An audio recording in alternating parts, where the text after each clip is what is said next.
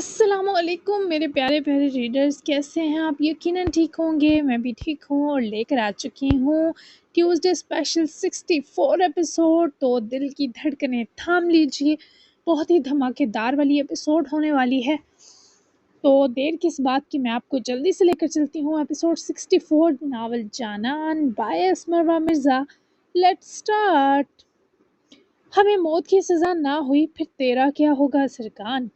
اس وقت زارون کی آنکھوں میں کمینگی تھی، شاید وہ سرکان کو خوف زدہ کرنا چاہ رہا تھا، جبکہ سرکان کو وہ تو جانتے ہی کب تھے کہ امیر احران یوسف زئی نے کیا بلا تیار کر رکھی ہے۔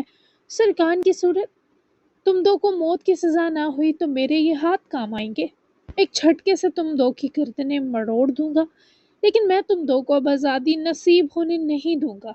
یہ میرا تم دو کو کھلا چیلنج ہے۔ وہ بے خوف اور نڈر پختہ ارادوں کا مالک تھا، اور اس نے یہ چیلنج دے کر ثابت بھی کیا۔ رسیوں اور زنجیروں میں جکڑے ان دو قاتلوں کو ڈر سا محسوس ہوا، مگر وہ انتہائی وقتی جذبہ تھا۔ ہاں بیچارہ، چل دیکھ لیتے ہیں۔ ویسے اب ہم دو تو تیری قید میں ہیں، تو بتا تو حقیقت میں کس کا آدمی ہے؟ یشما کا یا جاسم کا؟ اپنے آپ کو ڈرا ہوا نہ دکھاتے ہوئے زارون نے کہا لگایا، جبکہ اس کے خباثت برے سوال پر اب سرکان کو لگا وقت آ گیا ان دو کا تجسس ختم کیا جائے۔ سرکان کے لبوں پر حسین مسکراہٹ دوڑ چکی تھی۔ اس کے اشارے پر ایک آدمی کرسی لایا، جسے سرکان نے ٹھیک زارون اور تیمور خان کے سامنے رکھتے بیٹھ کر ٹانگ پر ٹانگ چڑھائی۔ اف کیا غرور تھا جو سامنے والے کو ٹھٹھرا کر رکھتے۔ چلو تم دو کا یہ تجسبی دور کر ہی دیتا ہوں۔ ایما نور جس سے بیاہی ہیں، ان کا نام ہے امیر احران یوسف زئی، عالمین ایسوسی ایشن کے CEO ہیں وہ، اور تم دو کو پتہ ہے وہ یشما افریدی کے بھائی بھی ہیں۔ یشما اور احران یوسف زئی کی ماں ایک تھی، یعنی احران افریدی کے ساتھ اس جرم میں اور کون کون لنکڈ ہے، سب کو سزا ہو، یہ ان کی اولین خواہش ہے، کیونکہ احران کو اپنے گناہوں کے گڑھے میں خود ہی دفن ہو گیا۔ کیونکہ احران تو اپنے گناہوں کے گڑھے میں خود ہی دفن ہو گیا۔ اب اگر تم لوگ اندازہ لگاؤ تو میں سب کا آدمی ہوں، ایما نور کا، امیر صاحب کا، یشما افریدی اور جاسم رکزئی کا بھی۔ کیسا لگا سن کر؟ ان دو کے منحوسیت سے بھرے چہرے یوں سفید پڑے جیسے سارا خون خشک ہو گیا ہو، کاٹو تو لہو تک نہ بچا ہو۔ اوپر سے سرکان کی دل جلاتی مسکراہٹ ان دو کے اندر تک کھلبلی مچا چکی تھی۔ مطلب تو پالتو کتا ہے؟ اصل فساد تو یہ احران یوسف زئی نکلا۔ بہت اچھا کیا تو نے ہمارا ٹارگٹ سیٹ کر کے۔ اس بار تیمور کی آنکھیں حقارت سے اٹیں، پر سرکان بے فکر مسکراتا اٹھا۔ بھلا اس کے ہوتے اس کے امیر کو کوئی میلی آنکھ تک سے بھی نہ دیکھ سکتا تھا۔ ٹارگٹ سیٹ کرنا تو بہت دور کی بات تھی۔ ان سب کے آگے تم دو کو میں ڈھال بن کر کھڑا ملوں گا۔ سزائے موت کے حکم تک تم دو اگر تھوڑا اپنے کرتوتوں پر پچھتا لو تو شاید موت کی تکلیف کم کر دی جائے تم دو کی، لیکن افسوس ابھی بھی تم دو کا دل مزید جرائم اور گناہوں کی طرف راغب ہے۔ یہ اشارہ ہے تم دو کی تباہی کا۔ میں تو چلا، تم دو ایک دوسرے کو کمپنی دو، شاباش، موت تک ایک دوسرے کا دل بہلاؤ کمینوں۔ وہ دو اب بھی نفرت سے سرکان کو دیکھ رہے تھے، کیونکہ دونوں کو ہی سرکان نے جانوروں کی طرح پیٹا تھا۔ تبھی دونوں کے دلوں میں آگ بھڑک رہی تھی۔ جویریہ تو مرکب گئی ہوگی، پھر کس کے پاس جانا ہے تجھے؟ آجا ہمیں کمپنی دے کتے۔ سرکان کا غصہ دہکانے کو زارون نے دانستہ جویریہ کا ذکر کیا، کیونکہ اسے سرکان اور جویریہ کا وہ ہنسنا جو نہ بھولا تھا، پر سرکان کو مزہ آیا زارون کے سلگنے پر۔ مرے اس کے دشمن، بالکل ٹھیک ہے وہ، اور میں اسی کے پاس جا رہا ہوں۔ سرکان نے مسکراتے ہوئے زارون کے کلیجے پر برچھی سی چلائی۔ زارون نے زیر لب گالی سی بکی، میری منہ لگی عورت کوئی تجھ سا کتا ہی چھو سکتا تھا، بس اس کا ریپ کرتے کرتے رہ گیا تھا میں۔ شٹ، نشان تو دیکھے ہوں گے تو نے، جا عیش کر، پر یاد رکھنا جب بھی موقع ملا اسے تجھ سے چھین لوں گا، تیرے تو کیا کسی کے لائق نہیں چھوڑوں گا۔ زارون کے اندر کی غلاظت سے اچھے بھلے انسان کا دماغ الٹ جاتا کہ تو پھر سرکان تھا جس کا ماضی پہلے ہی کچھ خوشگوار نہ تھا۔ سرکان نے لپک کر زارون کا گریبان دبوچے اس کی آنکھوں میں اپنی آنکھیں گاڑی، جبکہ زارون کی آنکھوں میں صرف وحشت تھی۔ تجھے میں موقع ملنے دوں گا کیا زارون اورکزئی؟ تیرے ماں باپ نے تیری صورت کیا گند پیدا کیا، انہیں پتہ چل جائے تو تیری پیدائش پر لعنت بیچے۔ کسی خوش فہمی میں مت رہنا کہ تجھے اب اس جہنم سے نجات ملے گی۔ اور تو اس قدر سخت ہاتھ کی گرفت تھی کہ زارون کا حلق گھٹا اور تیمور کے دانت نکلتے دیکھے سرکان نے دوسرے ہاتھ سے اس ملعون کی بھی گردن دبوچ کر خشونت برے لہجے میں پکارا، تیرے بہت دانت نکل رہے ہیں نا تیمور؟ تجھے کیا لگتا ہے تیرا باپ تجھے بچائے گا؟ نہیں، اسے اب تیری قبر ہی ملے گی۔ تم دو گند کی پوٹلیوں کو ہر صورت ٹھکانے لگانا ہوگا، ورنہ پورا علاقہ گندگی کا ڈھیر بن جائے گا۔ وہ اس وقت نہ جانے کس زوم میں مست تھے، لیکن سرکار نے ان کو گھٹن کا احساس دلا کر اس نشے سے جیز سے نکالا، وہ قابل تحسین تھا۔ ان دو کی گردنیں چھوڑے سرکار نے اپنے ہاتھوں کو ایسے دیکھا جیسے ہاتھ بھی چھوت ہو گئے ہوں۔ میں تم دو کو کسی صورت کوئی بھی آسانی پانے نہیں دوں گا، سنا تم دو نے؟ کھٹیا۔ وہ مزید ان دو کے منہ نہیں لگنا چاہتا تھا، تبھی وہاں سے چلا گیا اور باہر جاتے ہی پہلے اپنے ہاتھ دھوئے۔ البتہ زارون اور تیمور نے ایک دوسرے کو بھی حقارت سے ہی دیکھا۔ سرکان وہاں سے نکلا اور سیدھا ہاسپٹل پہنچا۔ تم سے کوئی گلہ نہیں، اب ملی ہی ایسی حالت میں ہو کہ میری ساری ناراضگی مٹ گئی۔ جویریہ کو ہوش آ چکا تھا اور ہوش میں آتے ہی اس سے ایما اپنے پاس ملی، جس نے جویریہ کو آدھے سے زیادہ ٹھیک کر دیا، لیکن بہرحال دونوں دکھی تھیں۔ جویریہ کے ساتھ جو زارون اورکزئی نے کیا، اس پر ایما اس سے بہت زیادہ شرمندہ تھی۔ نہیں، مجھے معاف کر دیں ایما بی بی، میں نے آپ کا ساتھ بیچ راستے پر چھوڑ دیا، لیکن آپ کی دادی اور مورے نے مجھے زبردستی آپ سے دور کیا تھا کہ میں بھی سب میں آپ کے ساتھ شامل تھی۔ میں بہت اداس رہی آپ سے دور۔ وہ ایما کا ہاتھ تھامے ابھی بھی بہت شرمندہ تھی اور ایما اسے کہہ بھی نہ پا رہی تھی کہ شرمندہ مت ہو، میں نے بھی مس کیا، لیکن پھر میرے پاس احران آ گیا، ہیرا بن کر تمہاری طرح ہی خیال رکھا۔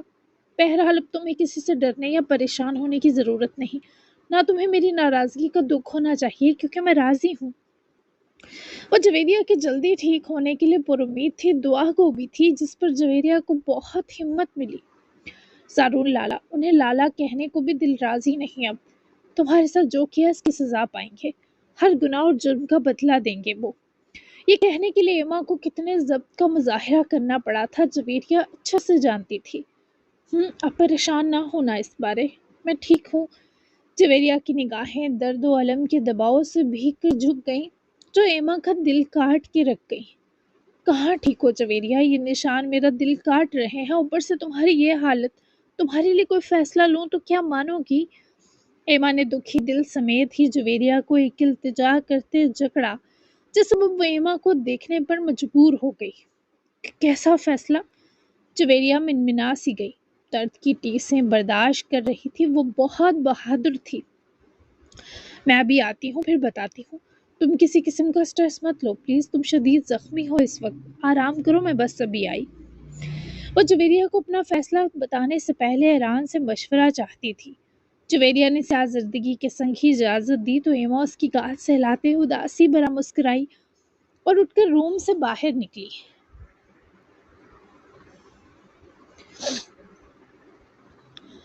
جہاں ایران واک کر رہا تھا، ایما کو دیکھے وہ رکا تو وہ قریب آ رکی اور احران کا ہاتھ اپنے دونوں ہاتھوں میں تھام گئی۔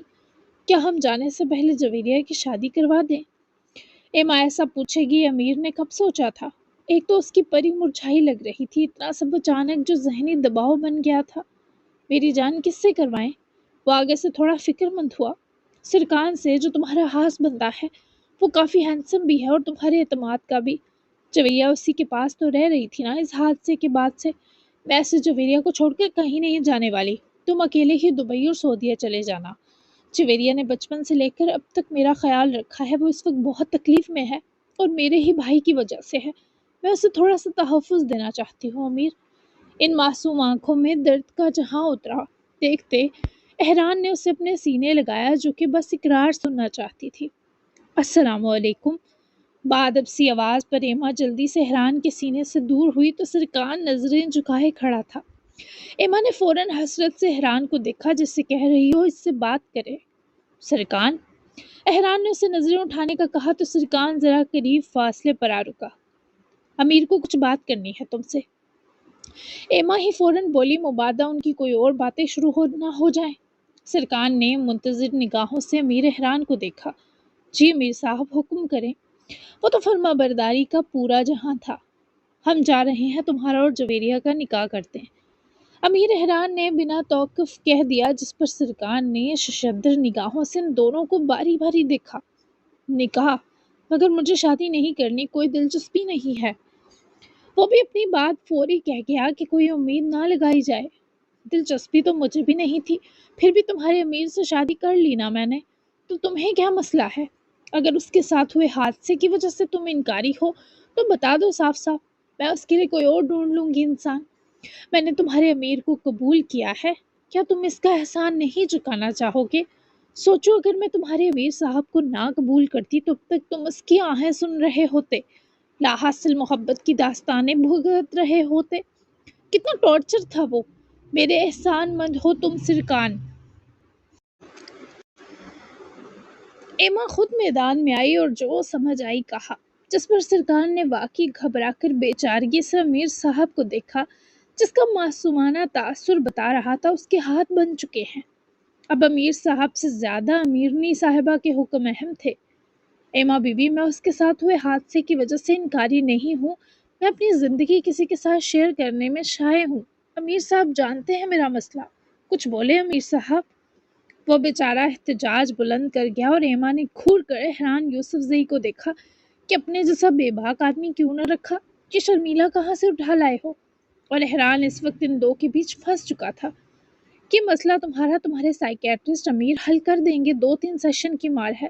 دیکھو ایک مرد کو کبھی نہ کبھی اپنی زندگی کسی لڑکی کے ساتھ شیئر کرنی ہی پڑتی ہے، اور جویریہ میرے ساتھ پلی ہے، وہ بہت اچھی اور سگھڑ ہے، کبھی کسی کے لیے دل نہیں پھینکا اس نے، سادہ لوسی ہے، ایسی بیوی تو خوش قسمت لوگوں کو ملتی ہے، اور بے فکر رہو، وہ تم سے زیادہ شائع ہے تو کبھی تمہیں پریشان نہیں کرے گی۔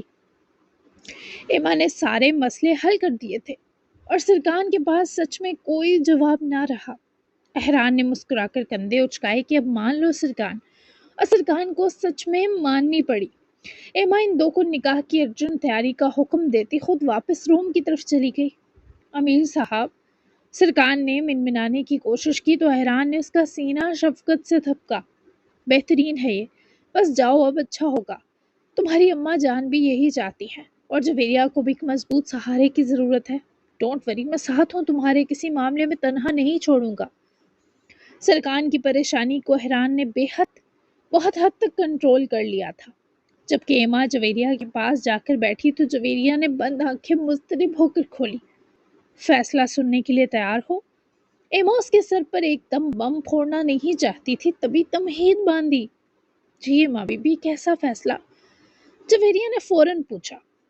وہ بہت زیادہ نگاہت زدہ لگ رہی تھی، لیکن ایما کو یقین تھا اس کا یہ فیصلہ جویریہ کے حق میں بہتر ثابت ہوگا۔ سرکان اور تمہارا نکاح کروانا چاہتی ہوں، تاکہ میں موجود ہوں یا نہیں تمہارا خیال کرنے والا ہمہ وقت کوئی ہو۔ پتہ ہے یہ بہت جلدی میں جانے والی بات ہوگی اور تم ہزاروں خود اذیتی بری سوچوں کا شکار ہوگی، لیکن میری تسلی کے لیے تم ہاں کر دو۔ باقی ہم دونوں مل کر دعا کریں گے کہ اللہ اس تعلق میں خیر اور سلامتی رکھ دے۔ یہ باقی بہت بڑا جھٹکا تھا۔ جویریہ نے نفی کرتے بے بس نگاہوں سے ایما کو دیکھا، مگر ایما نے اس کا ہاتھ مضبوطی سے دباتے اسے ڈرنے سے روکا۔ ایما بی بی، کسی کے سر پر مسلط نہیں ہونا چاہتی، مجھے میرے گاؤں بھجوا دیں آپ بس۔ وہ بہت مایوسی کا شکار تھی، تبھی ایما نے بہت نرمی سے اسے گلے لگایا تاکہ اسے تکلیف بھی نہ ہو اور ڈھارس بھی مل جائے۔ ہاں جویریہ رو پڑی تھی، اتنی بہادر تو وہ دونوں ساتھ رہ کر بھی نہ تھی جتنی زندگی نے ان کا امتحان لے لیا تھا۔ سب ٹھیک ہو جائے گا جویریہ، جیسے میری زندگی میں ہونا شروع ہے۔ تم جانتی ہو امیر کی محبت کے آگے مجھے اپنی احران آفریدی کے لیے محبت اب ناجائز محسوس ہو رہی ہے۔ اپنی موت مر گئی ہے، میرے دل دماغ اور خیالوں تک سے وہ منحوس خارج کر دیا گیا ہے۔ دیکھنا تم بھی ہر بری یاد پیچھے چھوڑ دو گی۔ رو مت میری پیاری بہن۔ ایما کے دلاسے نے کام کیا اور جویریہ میں اتنی ہمت آ گئی کہ وہ مان گئی۔ بہت سادگی سے اس کا اور سرکان کا نکاح ہو گیا، چند گواہان اور نکاح خواں کی موجودگی میں، لیکن نکاح کے بعد سب اچھا سا لگنے لگا۔ نکاح پر جاسم اور یشما بھی پہنچ آئے۔ یشما بھی آنا نہیں چاہتی تھی، لیکن جاسم نے ہی اصرار کیا کہ وہ اچھا محسوس کرے گی۔ اپنے لالا سے مل کر واقعی یشما کی اداسی عادی ہو گئی۔ ایما بھی جاسم اور یشما سے گلے لگ کر ملی تھی۔ یشما سے جاسم نے وعدہ کیا تھا کہ وہ بس 10 منٹ ہی رکیں گے، تبھی وہ نکاح ہوتے ہی روانہ ہوئے، کیونکہ یشما کو اس وقت بس جاسم چاہیے تھا۔ یہ ایمرجنسی ترین نکاح تھا۔ سرکان بیچارہ تو ابھی تک صدمے میں تھا۔ احران یوسف زئی بھی کچھ نہ کر سکا، کیونکہ جس معاملے میں ایما حکم کرتے وہ تو ہر صورت ضروری ہو جاتا ہے۔ وہ جویریہ پہلی دلہن تھی جو شدید زخمی ہاسپٹل کے بیڈ پر ہونے کے باوجود نکاح میں بن چکی تھی۔ اوپر سے دونوں کی حیرانگی اور خوف پر سب پورا وقت مسکراتے بھی رہے تھے۔ ابھی بھی ایما اندر جویریہ کے ساتھ تھی اور سرکان اور احران باہر۔ پلان شادی کا وہ مزہ نہیں جو ایمرجنسی نکاح کا ہوتا ہے۔ ایسے بھی ایما تو میرے ساتھ دبئی چلی جائیں گی کل، تو یہ چاہ رہی تھی جویریہ کا کوئی اچھے سے پاس رہ کر خیال رکھے، اور پھر میں تمہارا نام نہ لیتا تو کتنی ناانصافی ہوتی۔ بہرحال یہ ہاسپٹل سے ڈسچارج ہو تو اسے لے کر اسے گاؤں چلے جانا، پہلے اس کے والدین سے دعائیں لینا، پھر اپنی اماں سے 2 چپل کھانا۔ ویسے مجھے لگتا ہے وہ خوشی سے پھول جائیں گی، ڈانٹنا بھول جائے گا ان کو۔ امیر صاحب کی باتیں سنے ابھی سے سرکان کے کان سے دھوئیں اٹھ رہے تھے۔ نانا کر کے پھنسا ہی دیا تھا اس نے اپنے ہاتھ سرکان کو۔ اف یار، ابھی سب کو چھوڑیں، جرگے کا حال نہیں سننا آپ نے۔ سرکان اس موضوع سے بچاتا ذرا اصل مدعے کی جانب آیا۔ ہاں، تھوڑا بہت جاسم نے بتایا، تم تفصیل دو ذرا مجھے، آؤ وہاں بیٹھتے ہیں۔ وہ دونوں ہی سٹنگ ایریا کی طرف بڑھے، کیونکہ اب سرکان اسے تفصیل دینے والا تھا۔ کیا ہوا سفیان، آج باہر ڈنر نہیں کرنا؟ صوفیہ واش روم سے کمرے میں آئی تو سفیان بیڈ پر نیم دراز آنکھیں بند کیے پڑا تھا۔ صوفیہ اور سفیان کی تو عادت تھی وہ رات کا کھانا اکثر باہر کھاتے، مگر آج پہلی بار سفیان کو اتنی جلدی سونے کے لیے لیٹتا دیکھ کر صوفیہ بھی پریشان ہوتی سر پر آ رکی۔ نہیں، بھوک نہیں ہے مجھے صوفیہ، اور کہیں جانے کا دل بھی نہیں، کل چلیں گے میری جان۔ صوفیہ نے حیرت سے سفیان کو دیکھا، پھر پاس ہی بیٹھی اور سفیان کا ماتھا جھک کر چھوا۔ بخار تو نہ تھا؟ پھر اپنے شوہر کی یہ بہکی باتیں صوفیہ کے پلے نہ پڑی۔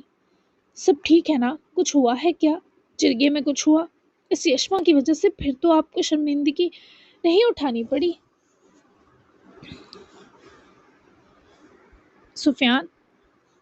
صوفیہ نے دفتن یشما کو وجہ مانتے اس کے لیے غائبانہ حقارت جتاتے پوچھا تو سفیان نے آنکھیں کھول کر غصے میں اتری صوفیہ کو دیکھا۔ پہلی بار اس کی وجہ سے ذلیل نہیں ہوا، بلکہ سب کی نظروں میں میرے لیے احترام تھا کہ میں اس کا باپ ہوں۔ وہ اپنے گندے، خبیث اور ظالم بھائی کے لیے بھی آسانیاں اکٹھی کرنے کی کوشش کرتی رہی، اور آج سچ سامنے آ گیا۔ میں بہت ڈاؤن فیل کر رہا ہوں۔ جو عزت اس بچی کو دنیا دینا میری اور حیران افریدی کی ذمہ داری تھی، وہ کوئی اور دے رہا ہے اسے۔ میں کیا بہت برا باپ ہوں صوفیہ؟ کیا میری تکلیف کسی کو نظر نہیں آتی؟ صوفیہ کے دل کو جیسے کسی نے کن چھری سے کاٹا جب اس نے سفیان افریدی جیسے آدمی کو اس حال میں دیکھا۔ ایسی کوئی بات نہیں، آپ کے ساتھ جو زیادتیاں ہوئیں آپ بس اسی کا رد عمل دیتے ہیں۔ جب ہمارے دامن میں صرف لاپرواہی بھری جائے، برے رویے بھرے جائیں، ناانصافیاں بھری جائیں تو ہم برے بن جاتے ہیں۔ کوئی آپ کو نہ سمجھے، میں تو سمجھتی ہوں۔ ان بچوں سے آپ کی نفرت کی وجہ آپ کی ماں اور پہلی بیوی ہے، سو خود کو الزام مت دے سفیان۔ صوفیہ آج پہلی بار جیسے انسانیت کے درجے پر آئی ہوئی محسوس ہوئی، ورنہ اس نے سفیان سے دگنی نفرت پھیلائی تھی، یا شاید وہ تھی ہی ایسی۔ اوپر سے بانجھ گویا اللہ نے احساسات کی گہرائی دی ہی نہ تھی۔ سفیان نے کچھ نہ کہا اور آنکھیں موند لی۔ دل پر کوئی تو ضرب لگ گئی تھی، اور دیکھنا یہ تھا اس ضرب کے اس بے ادب اور سفاک شخص پر کیا اثرات ہونے والے تھے۔ وہیں یزدان اور یاور نے جرگے کا احوال یمانے کو سنایا تو وہ بھی جیسے یہ سب سن کر بہت ٹوٹ گئی، لیکن ان کے پاس گل، یاور اور یزدان تینوں موجود تھے۔ یمانے کے لبوں پر صرف یشما کی آسانیوں کی دعا تھی۔ میں نے بہت کوشش کی اسے عورت کی عزت کرنا سکھا سکوں، لیکن میں جتنا سنوارتی سفیان اسے اتنا بگاڑ دیتا۔ کاش میرے اس پوتے کو بھی توبہ کا ایک موقع ملا ہوتا۔ کیا کروں، تم سب کو ماں بن کر ہی پالا ہے، تکلیف ہو رہی ہے۔ یمانے کی آنکھوں سے مسلسل آنسو بہہ رہے تھے۔ کل تو ان کی طرح بہت زیادہ تکلیف میں تھی، مگر یاور حوصلے میں تھا۔ یزدان نے مورے کو خود سے لگا رکھا تھا اور سب ان کی سن رہے تھے تاکہ ان کے دل کا درد کم ہو۔ جو ہونا تھا وہ ہو گیا۔ دعا ہے سفیان لالا اس عمر میں ہی صحیح پر سنبھل جائیں، کیونکہ بے ادبی کی سزا ہمیں ضرور ملتی ہے۔ ماں باپ سے برا سلوک کیا جائے یا اولاد سے، دونوں پر سخت پکڑ ہوتی ہے۔ یزدان کے دل میں تو اب بھی صفاق لالا کے لیے دعا تھی، پر سبھی افسوس میں تھے کہ جس آدمی کو اتنے سالوں ہدایت نہ ملی، اب کیا ملتی۔ اس کی ہدایت کے لیے میں پل پل دعا گو رہتی ہوں۔ میں اپنی کسی اولاد کو جہنم میں جلتا نہیں دیکھ سکتی۔ یمانے کا درد تو بہت بڑا تھا، انہیں تو ان کا اپنا بیٹا بد کردار سمجھتا تھا۔ یہ ایک ماں کے لیے کتنی بڑی ذلت ہے، یہ بس یمانے جانتی تھی۔ پریشان نہ ہو، ایک دن سفیان لالا کو ضرور احساس ہوگا کہ وہ کس قدر غلط ہے۔ روئیں تو مت مورے، جاؤ گل کھانا لاؤ مورے کے لیے، میں خود کھلاتا ہوں ان کو، اور کوئی بہانہ نہیں سنوں گا، دوا بھی لینی ہے آپ کو۔ یزدان نے خود ہی یہ موضوع سمیٹا تو گل فوراً سے فرما برداری سے اٹھ کر چلی گئی۔ اس کے جاتے ہی یاور نے بھی یمانے کا ہاتھ پکڑ کر چوما اور انہیں تسلی بھری نگاہوں سے تکتا، اٹھ کر گل کے پیچھے ہی نکلا۔ گل جب کچن میں گئی تو آگے عالیہ اپنے لیے چائے بنا رہی تھی۔ گل نے ان کو دیکھتے ہی فوراً آنکھیں صاف کیں جو یمانے کے لیے درد میں تھی۔ گل خاموشی سے یمانے کے لیے کھانے کی ٹرے بنانے لگی۔ کیا تمہیں بھی لگتا ہے گل کہ میں تمہاری دشمن ہوں؟ کتنا اچھا رشتہ تھا جو یشما کی وجہ سے چلا گیا۔ راج کرتی تم ہمیشہ اس گھر، یشما تمہارا گھر کبھی بسنے نہیں دے گی، کیونکہ وہ چاہتی ہے تم اس کی دادی کی نوکرانی بنی رہو۔ ایک اور رشتہ ہے میری نظر میں، پر تم یشما کو مت بتانا۔ یاور جو کچن میں پیچھے ہی آیا، دروازے کے کچھ فاصلے پر وہ ماما کی گل سے کی گفتگو پر رک گیا۔ یاور کے ماتھے پر ناگواری سے بل پڑے۔ اس کی ماں کس قدر ظالم تھی، یاور کو جان کر مزید افسوس ہوا، جبکہ گل تو دم سادے کھڑی عالیہ کو دیکھ رہی تھی۔ مجھے شادی کرنی ہوئی تو بتا دوں گی آپ کو عالیہ صاحبہ، مجھے یمانے دادی کی نوکرانی بننے میں بھی کوئی اعتراض نہیں، کیونکہ حورے کی طرح انہوں نے بھی مجھے اپنی پوتی ہی سمجھا ہے، اور میں یشما پیا کو بتائے بنا کچھ نہیں کروں گی۔ آپ کے کنسرن کا بہت شکریہ، لیکن میں نہیں چاہتی آپ میرے لیے فکر مند ہو۔ کل سے ایسے جواب کی یاور کو توقع نہ تھی اور نہ ہی عالیہ کو تھی۔ تبھی تو عالیہ کا منہ کھل چکا تھا کہ یشما نے بلاخر اس لڑکی کو بھی زبان لگا ہی دی۔ تم انتہائی بیوقوف ہو گل، مجھے کیا، کر لو اپنی زندگی برباد، بعد میں جب عمر گزر گئی تو کوئی منہ نہیں لگائے گا تمہیں۔ یہی عمر ہوتی ہے لڑکیوں کی کہ وہ اپنے گھر کی ہو جائیں۔ ابھی بھی عالیہ کی وہی کڑواہٹ بڑی تکرار جاری تھی، مگر گل نے کوئی توجہ نہ دی اور کھانے کی ٹرے بنا کر وہ پلٹ گئی۔ یاور ذرا سائڈ ہوا، جس پر گل وہاں سے نکل کر چلی گئی۔ گل کے جاتے ہی یاور اندر داخل ہوا تو عالیہ کے چہرے کی سفید رنگت دیکھتا ہوا وہ ٹھیک عالیہ کے سامنے جا رکا۔ ماما کیا کر رہی ہیں آپ؟ مجھے تکلیف دینے کا کوئی موقع ہاتھ سے جانے نہیں دے رہی آپ، کیوں اس کو پریشان کر رہی ہیں؟ یاور کا لہجہ صاف صاف تلخی کی آمیزش سے اٹا تھا، جبکہ عالیہ نے حفیف سی نگاہیں چرائیں، لیکن یاور نے اس کے ہاتھ سے مگ لے کر شیلف پر رکھتے دونوں پہلوؤں سے عالیہ کو تھاما۔ میں گل کے علاوہ کسی لڑکی کو دیکھوں گا بھی نہیں۔ مطلب جانتی ہیں اس کا ماما، کہ نہ آپ کبھی مجھے دلہا بنتا دیکھیں گی، نہ ہی میرے بچے دیکھنے نصیب ہوں گے آپ کو۔ آپ اس پر راضی ہیں؟ میں ایک بار یقین دہانی چاہتا ہوں، یہ یقین کہ میری ماما واقعی مجھے پیار نہیں کرتی۔ اس کی آواز میں درد تھا۔ عالیہ کی آنکھیں گوشوں تک لال ہونے لگی۔ وہ ایک نوکرانی ہے یاور، تم کیوں نہیں سمجھتے؟ اپنے خاندان اور مرتبے کا کچھ تو خیال کرو۔ ایسی بھی خور پری نہیں کہ تم مر رہے ہو اس کے پیچھے۔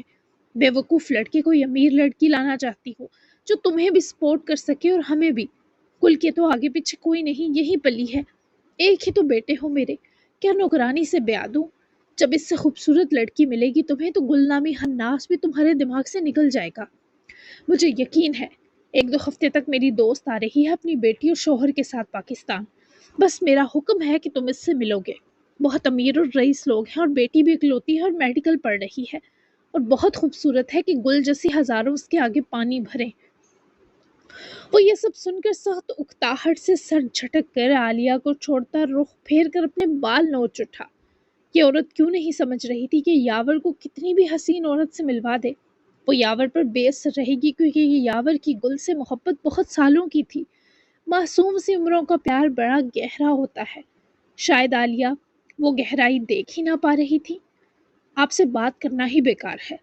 وہ سخت غصے سے وہاں سے گیا تو عالیہ مسکرائی کہ یاور کو قائل کرنا اتنا بھی مشکل نہیں۔ یزدان اس وقت یمانے کے ساتھ تھا، تبھی گل کھانا دے کر آ گئی تھی۔ وہ اپنے کمرے کی طرف ہی جا رہی تھی جب یاور بھی غصے سے اپنے کمرے کی طرف جاتا جاتا اسے دیکھتے رکا۔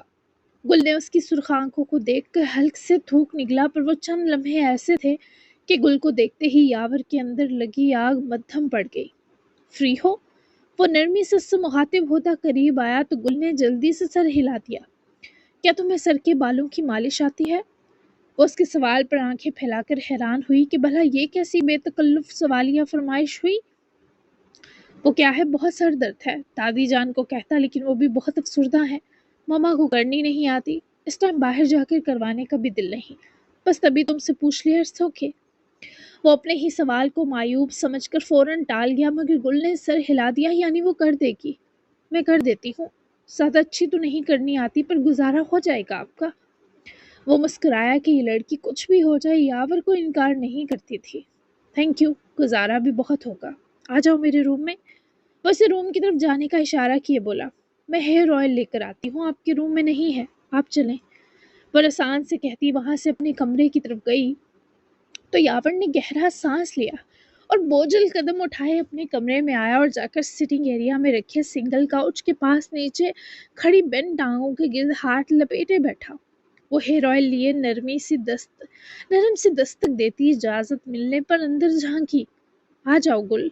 یاور کے پکارنے پر وہ جھجکتی ہوئی اندر داخل ہوئی اور جا کر کاؤچ پر بیٹھی۔ اس کے بیٹھتے ہی وہ ذرا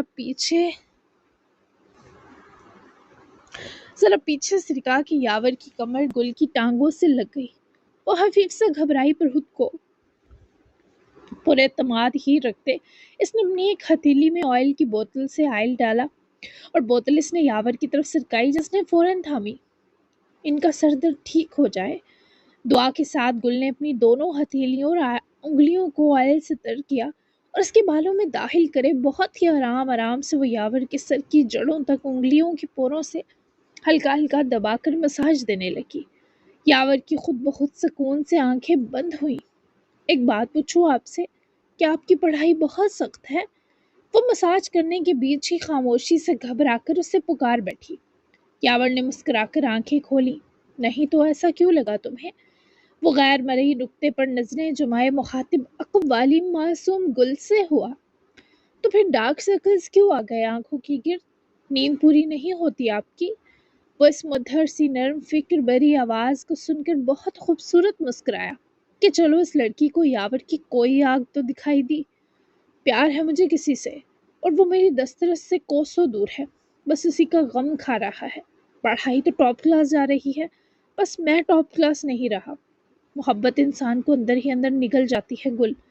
وہ جب یہ سب بتاتے خاموش ہوا تو لمحہ بھر گل کے ہاتھ بھی رکے تھے۔ اس لمحہ گل کے دل میں جیسے آندھی سی اٹھی تھی۔ اس کا غبار گل کی آنکھوں تک چلایا، لیکن وہ جبر کیے مسکرائی۔ کیا وہ آپ کی یونی فیلو ہے؟ اور کیوں دسترس سے باہر ہے؟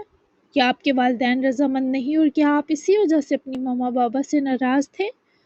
وہ اس بار جب بولی تو اس کی آواز پریشانی سے نم تھی۔ وہ وہیں بیٹھے بیٹھے ذرا گل کی طرف گھوم کر رخ کیے بیٹھا تو گل نے اپنے ہاتھ یاور کے بالوں سے فوری نکالے۔ ہاں بابا مان گئے ہیں، لیکن ماما اب تک نہیں مان رہی۔ ایون 1-2 ہفتے تک میرے لیے کوئی رشتہ تک آنے والا ہے۔ ان کی دوست کی بیٹی ہے کوئی، کہہ رہی ہیں وہ لڑکی بہت خوبصورت ہے، مجھ پر سے عاشقی کا بھوت اتارنے کا دعویٰ کر رہی ہے ماما، لیکن مجھے تو اس لڑکی کے سوا باقی ہر لڑکی بری لگتی ہے۔ تم بتاؤ کیا کروں میں؟ وہ کنفیوز سی تھی کہ بھلا وہ کیا مشورہ دے۔ گل کا تو اپنا دل دکھا ہوا تھا کہ یاور پہلے ہی لا حاصل تھا، اب تو بالکل ہی چاند صفر ہو گیا تھا۔ آپ مل کر دیکھ لیں اپنی ماما کی پسند لڑکی کو، کیا پتا آپ کا دل بدل جائے۔ ماں کو بھی تو ناراض نہیں کرنا چاہیے نا، ماں نے پیدا کیا ہوتا ہے، اس کا حق زیادہ ہوتا ہے، اور دیکھیں نا آپ اکلوتے بیٹے ہیں تو عالیہ صاحبہ کے بہت ارمان ہوں گے۔ گل کا ووٹ ماما کی طرف دیکھ کر یاور کو غصہ تو بہت آیا، پر اس لڑکی کی معصومیت کے آگے محترم جبڑے کس گئے۔ تو میرے ارمانوں کا کیا گل، وہ روندنا جائز ہے ماما کے لیے؟ گل اس کے لہجے کی حفکی پر خود بھی اداس و پریشان ہو گئی۔ نہیں ہرگز نہیں، لیکن آپ ایسا کریں، ماما کی پسند سے مل لیں، پھر کہہ دیجیے گا مجھے پسند نہیں آئی۔ بلکہ ایک آئیڈیا دیتی ہوں، آپ لڑکی کو کہہ دینا آپ اسموکنگ کرتے ہیں، شراب بھی ہیں، ڈرگز بھی لیتے ہیں، پڑھائی میں بھی بیکار ہیں، دیکھنا وہ خود ہی پیچھے ہٹ جائے گی، پھر کیا پتا مجبوراً عالیہ صاحبہ کو آپ کی پسند پر نظر ثانی کرنی پڑے۔ ایسا؟ وہ ایک دم سیانی بنی۔ یہ مشورہ تھمانے کے بعد دم سادے اپروول کی منتظر تھی کہ آیا یاور کو اس کا آئیڈیا پسند آیا یا برا لگا۔ یہ تو بہت زبردست آئیڈیا ہے، مطلب میں مل لوں اس لڑکی سے،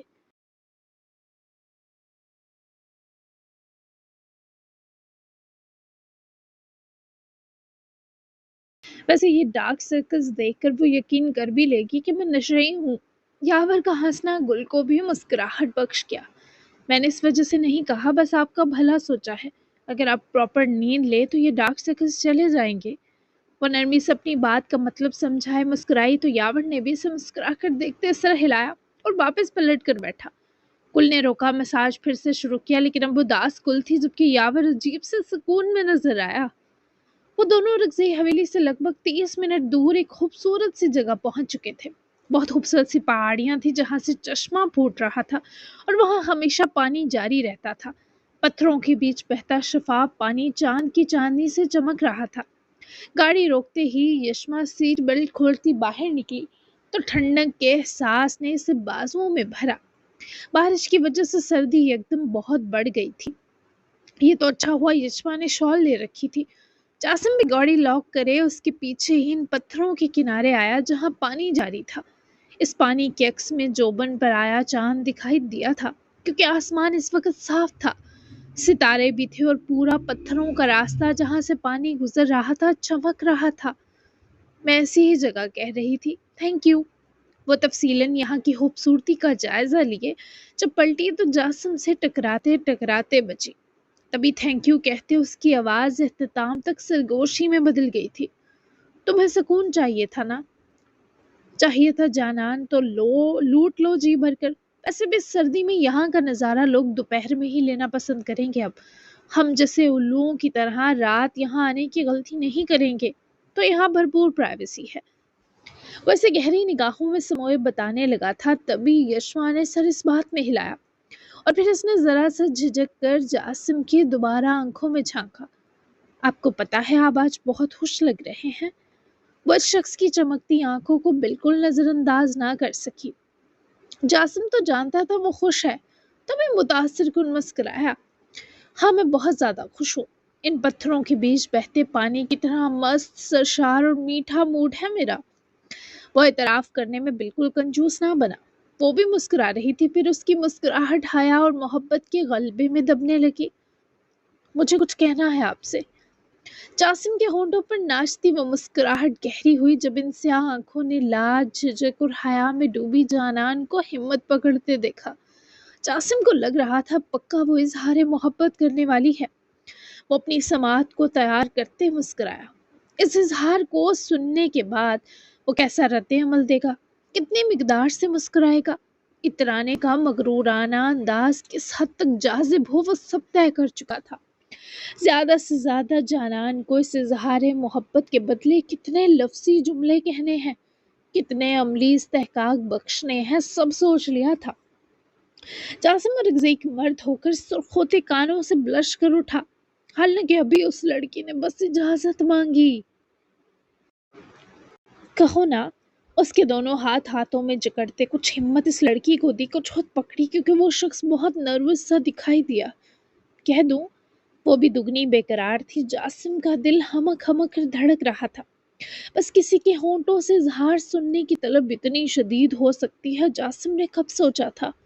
آف کورس جانان، یہاں سب سے دور تمہیں اسی لیے تو لایا ہوں۔ جاسم نے اس کی ہتھیلی پکڑ کر جب اپنے ہونٹوں سے چومی، یشما کا دل جسے آسودگی میں ڈوبنے ابھرنے لگا۔ آپ نے مجھے میری زندگی سے پیار کروا دیا آج۔ وہ زندگی جو مجھے ہمیشہ بوجھ لگی، یا پھر اللہ کی دی ایک ذمہ داری جسے مجھے حقوق پورے کر کے نبھانا تھا۔ وہ زندگی جس میں میرا سکون و آرام بہت مختصر تھا، مجھ پر بھاری تھی۔ اس سے محبت ہو جانا کوئی عام بات تو نہیں جاسم۔ اس نے ہمت کرتے بولنا شروع کیا۔ جاسم اسے سنتے ہوئے کوئی اور ہی شخص بن جاتا تھا۔ جاسم اسے سنتے ہوئے کوئی اور ہی شخص بن جاتا تھا جس کی سماعت کو یشما کی آواز اور لفظ سکون دیتے تھے۔ یہی تو مجھے بھی کہنا تھا۔ وہ متفق ہو کر ہنسا کہ اف جانان پہل کر گئی۔ وہ بھی آنکھوں کی محبت اور ان میں اتر آتے خوشی کے آنسو سنبھال کر مسکرائی۔ مجھے لگا پہلی بار میرا کوئی نام ہے، اس سے پہلے تو کچھ بھی نہ تھا۔ وہ مزید بولی، ورنہ ہمت تو بہت قلیل ہوتی جا رہی تھی۔ نہیں، میرا تو نام تھا، پر اتنا پیارا نام ہے یہ آج پتا چلا مجھے۔ وہ بھی پورے حساب چکا رہا تھا۔ اس بار وہ بھیگتی آنکھوں سمیت ہنسی۔ جس جگہ دھیان تک چھوٹ جاتا ہے، خوش رخصت اور عقل بند ہونے لگے، وہاں بھی میرا ہاتھ تھاما آپ نے جاسم اور اگزی۔ جاسم کو لگا اظہار تو کوئی شے ہی نہ تھی، اصل قہر تو یشما کے اس اعتراف نے مچا دیا۔ اف! اب وہ یہی سوچ رہا تھا اس کی برابری کا کیا ایسا کہے کہ اس کی بیوی لاجواب ہو جائے۔ مجھے تمہارے ساتھ ڈر نہیں لگتا، نہ پہلے دن لگا نہ آج لگ رہا ہے، یہی مجھے تمہارے قریب کر گیا، تبھی میں تمہارا ہاتھ تھام لیتا ہوں، میں سے پکڑتے کچھ بھی نہیں سوچتا، ایون کس کر دیتا ہوں تمہاری ہتھیلی پر، بنا سوچے کہ تم کیا سوچو گی یا دنیا کیا کہے گی۔ تم میرے لیے بہت اہم ہو یشما، میں تمہاری عزت کیسے کم ہونے دے سکتا تھا جب تم نے میرے ساتھ کوئی زیادتی نہیں کی، میری عزت کو اہم رکھا، تم جیسی دوست قسمت والوں کو ملتی ہے، میں تمہیں کسی قیمت پر کھونا نہیں چاہتا، ہم ساتھ رہیں گے ہمیشہ، بس مجھے تنگ مت کرنا اور میرے ساتھ ضد بھی مت کرنا۔ وہ اس کے دونوں ہاتھ پکڑے کھینچ کر اپنی گردن کے گرد لپیٹے سے اپنے گلے لگا کر دنیا تو بھول گیا، پر وہ آخری دو جملوں پر ضرور تڑپ اٹھی، کیونکہ جاسم کا اشارہ ہجرا سلطان والے معاملے کی طرف تھا، اور وہ تھوڑا اس لیے بھی اداس ہو گیا کیونکہ یشما نے وہ 3 لفظ نہیں کہے۔ میں تنگ بھی کروں گی اور ضد بھی لگاؤں گی، کیا میرا تنگ کرنا اور میری ضد ناگوار گزرے گا آپ کو؟ گلے لگنے کا سکون دونوں کے اندر برابر اتر رہا تھا، ایک دوسرے کے دل، وجود اور شاید روحیں تکا ملی تھی، پر یشما کا سوال تھوڑا ظالم تھا۔ آج تو ایسا سوال مت کرو بیبی۔ وہ اسے شدت سے بازوؤں میں بھینچے ہوئے تھا کہ یشما کو سانس لینے میں دشواری ہوئی، کچھ اس شخص کی روح فرسا گرفت تو شدت کچھ یشما کی اپنی نڈھال ہوتی جان۔ تو کب کروں ایسا سوال، وقت بتا دے۔ وہ باز نہ آئی تو جاسم نے اسے اپنی بازوؤں کے حصار میں ہی ذرا روبرو کیا، دونوں کی آنکھوں میں 2 مختلف دنیایں بسی تھی۔ تمہیں کچھ اور نہیں کہنا تو ہم واپس چلتے ہیں، اب تم مجھے غصہ دلا رہی ہو یشما، بہت اچھا موڈ ہے میرا، اسے تباہ مت کرو۔ وہ اسے بازوؤں سے نکالنا چاہتا تھا پر یشما نہ نکلی، اس کی طرف دونوں ہاتھ حائل کرے اس کے سینے کے پاس ہی کھڑی، نیلی آنکھوں میں سوال بھرے کھڑی رہی۔ ٹھیک ہے، نہیں کرتی، آج نہیں کروں گی پر کل کروں گی، اوکے؟ وہ ظالم ہو کر بھی معصوم تھی۔ جاسم نے بازو پھر سے اس کی طرف حائل کیے، اسے مزید اپنے سینے کی طرف سرکایا۔ میں مل لوں گا ہجرا سلطان سے، لیکن جب میرا دل کہے گا، تو مجھے اریٹیٹ مت کرنا بار بار اور بے موقع اصرار کر کے، ہمیں فی الحال ندا کے معاملے کو دیکھنا ہے، مزید معاملات مت کھولو ابھی، پہلے پرانے سے مٹنے دو یشما۔ دیکھو میں ہمارے رشتے کو سموتھ رکھنے کی کوشش کر رہا ہوں اور تم پھر سے وہی سب چھیڑ رہی ہو جو مجھے تکلیف دے گا۔ حامی بری ہے نا، کم از کم انتظار تو کر سکتی ہو نا۔ وہ بھی کیا کرتا، بے بس تھا، کسی ایسے کو سننا جس سے بظاہر نفرت ہو پر اندر سے دل تڑپ تڑپ کر مر گیا ہو، بہت مشکل تھا، کم از کم جاسم کے لیے تو شدید مشکل تھا۔ انتظار وقت ہی تو نہیں ہے، کیوں نہیں سمجھتے آپ؟ وہ ہار جانے کے انداز میں سانس بھرتی بولی تو جاسم نے اس سے دگنی بے بسی کے سنگ اسے دیکھا۔ یشما میرا سر پھٹ جائے گا اب، اس شخص کے پاس یہی وارننگ بچی، اللہ نہ کرے اول فول مت منہ سے نکالا کرے۔ وہ الٹا روحانسی ہو کر ڈانٹ گئی، پل میں جاسم کا موڈ بدلا۔ کیا کچھ نہیں کہو گی؟ وہ اس کے سوال پر آنکھیں پٹ سے جاسم کی آنکھوں میں ڈال گئی۔ کیا کہنا ہے؟ وہ بھی غائب دماغ تھی۔ جاسم شدید بدمزہ ہوا۔ کچھ نہیں بونگی، چلتے ہیں حویلی، یہاں بہت ٹھنڈ ہے۔ بیچارہ یہ تو نہیں کہہ سکتا تھا کہ جانان تم کتنی ٹھنڈی ہو، تبھی جبرن موسم کو ہی بلیم کر گیا۔ مجھے تو نہیں لگ رہی۔ وہ فکر مند ہوئی کہ جاسم کو کیوں لگ رہی ہے، اور جاسم کا دل چاہا اب اپنا ماتھا پیٹ لے۔ جی جناب، تو کیسی لگی آج کی کیوٹو فروٹو سی ایپیسوڈ؟ یقیناً پسند آئی ہوگی۔ یہ والا ہفتہ بہت زیادہ سموتھ اور یمی رہنے والا ہے، اسی ہفتے میں 15 دن کا گیپ بھی آئے گا، یعنی 15 دن آگے کہانی چلے جائے گی، تو مین جو سٹوری ہے وہ بس سمٹنے والی ہے، ٹھیک ہے؟ سب کچھ اینڈنگ کی طرف جا رہا ہے، تو انشاءاللہ جلدی ہم اینڈنگ کریں گے۔ 64 ایپیسوڈ تو ہو گئی ہیں، ہمیں بھی 75 76 یہاں تک یا 80 تک میں بھی کس ایپیسوڈز ہوں، تو ملتے ہیں پھر کل کی ایپیسوڈ میں۔ تب تک کے لیے اللہ حافظ، دعا میں یاد رکھیے گا اور اپنا پیارا سا تبصرہ دینا بالکل مت بھولیے گا۔ Bye bye.